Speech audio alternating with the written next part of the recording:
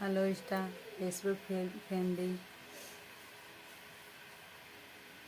आप सबको नवरात्रि की बहुत बहुत बधाई। आज 7वां दिन माता जी का नवरात्र चल रहा है। आज 7वां दिन है।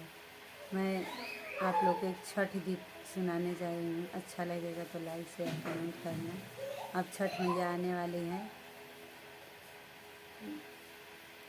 छठी मैया सुतेली पलंग पर, केसिया देली छितिराय, केसिया देली छितिराय।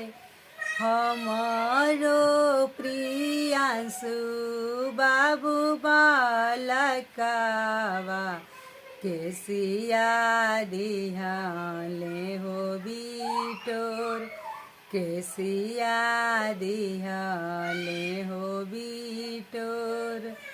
जुगा जुगा जिया ए सेवकावा, बड़ी सेवा कइल हमार, बड़ी सेवा कइल हमार।